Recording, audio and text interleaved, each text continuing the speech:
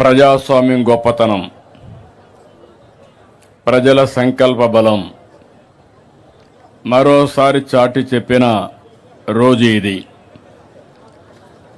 రాష్ట్ర చరిత్రలోనే కాకుండా దేశ చరిత్రలో సువర్ణ అక్షరాలతో లిఖించదగ్గ రోజు ఇది. చరిత్ర ఉన్నంత వరకు అమరావతి చరిత్ర ఉంటుంది. ఆ చరిత్ర ఉన్నంత వరకు రైతుల చరిత్ర అమరావతి చరిత్రలో శాశ్వతంగా మిగులుతుందని చెప్పి కూడా నేను మీకు తెలియజేస్తున్నా. విధ్వంసకారులు అనేక కుట్రలను దాటుకుని అమరావతిని గెలిపించుకున్నాం. ప్రజా రాజధాని, ప్రజా విక్టరీగా ఈరోజు మనం నిరూపించుకోగలిగాం. ఈ సందర్భంగా అమరావతి రైతులకు, రాష్ట్ర ప్రజలందరికీ అభినందనలు, శుభాభినందనలు.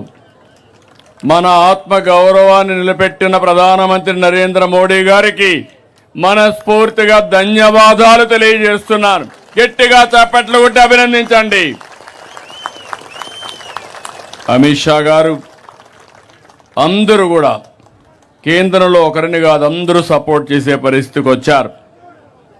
ఇదే ప్రాంతానికి ఇంత మునుపు కూడా వచ్చాను ఒకసారి గుర్తు చేయడానికి.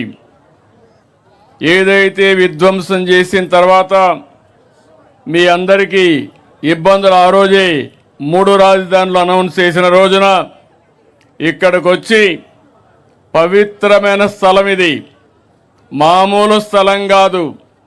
దేశంలో ఉండే ప్రార్థనాలయాలన్నిట్లో ఉండే పవిత్రమైన మట్టిని, పవిత్రమైన జలాలు తీసుకొచ్చి ఈ ప్రాంతమంతా పునీతం చేసి ఇక్కడ అలాంటి పవిత్రమైన మట్టి నీరు ఇక్కడ ఉంది. ఇప్పుడే మాధవ్ గారు చెప్పారు, ఆ రోజు ప్రధానమంత్రి గారు వచ్చినప్పుడు ఒక మాట చెప్పారు, నేను సాక్షాత్ పార్లమెంటు సాక్షిగా పార్లమెంటు దగ్గరుండే పవిత్రమైన మట్టిని, యమునా నది జలాలను ఇక్కడ తీసుకొచ్చాను. అంటే ఇది మట్టి జలాలు కాదు, దేశం మొత్తం అమరావతితో ఉంటామని చెప్పి నిరూపించిన రోజుది.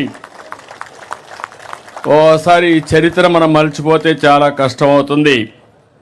ఆ రోజు ఇక్కడే కాదు, అన్ని దేవాలయాల్లో, అన్ని గ్రామాల్లో పవిత్రమైన మట్టిని తీసుకుని, అక్కడ జలాలు తీసుకుని దేవాలయాల్లో పూజలు చేసి ఆ పూజ ఫలితాలు ఇక్కడికి తీసుకొచ్చాం.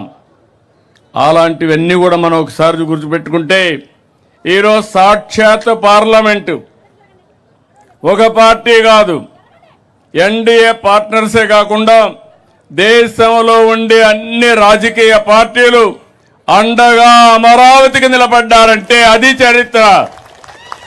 కానీ ఒకే ఒక పార్టీ, దిక్కుమాలిన పార్టీ, ఏమనాలో తెలియదు, వాళ్ళని మనం చూసాం. శ్మశానం అన్నారు. ఈరోజు మనం తెలుగు లేని శాసనాన్ని చేసుకునే పరిస్థితికి వచ్చాం. నేను ఎప్పుడూ చెప్పాను, 3 ముక్కలాట చాలా సులభం అనుకున్నారు. ఆ 3 ముక్కలాటతోనే ఏమయ్యారో మీరే చూశారు. అలాంటి జరిగే పరిస్థితి వచ్చింది. ఇలాంటి పవిత్రమైన సందర్భంగా నాకు చాలా భావోద్వేగం ఉంది. మీకు ఒక నమ్మకం, ఇది ఒక రాజధాని అవుతుంది, మీ జీవితాల్లో మంచి కలుగుతుంది.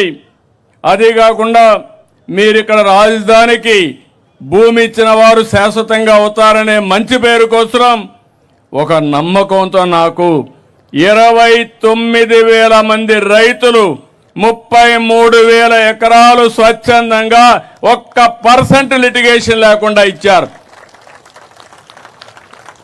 ఆ రోజు ఈరోజు నారాయణ గారు ఇక్కడే ఉన్నారు. చెప్తే మీ దగ్గరకు వచ్చి మాట్లాడి చేశారు.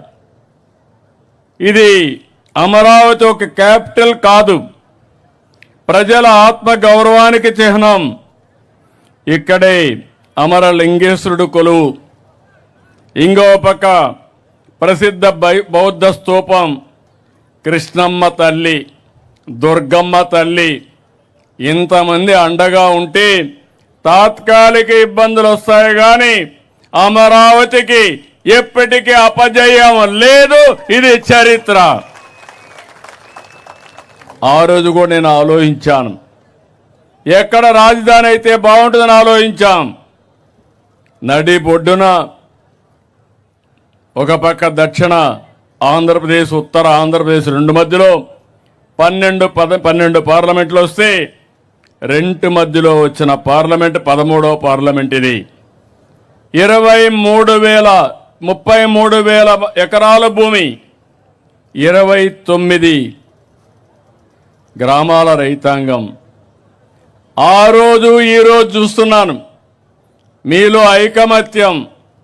ఈరోజు మనం గెలిచామంటే ఆ ఐకమత్యమే కారణం. అలాంటి ఈ రైతాంగాన్ని, రైతు కూలీలను అభినందిస్తున్నా.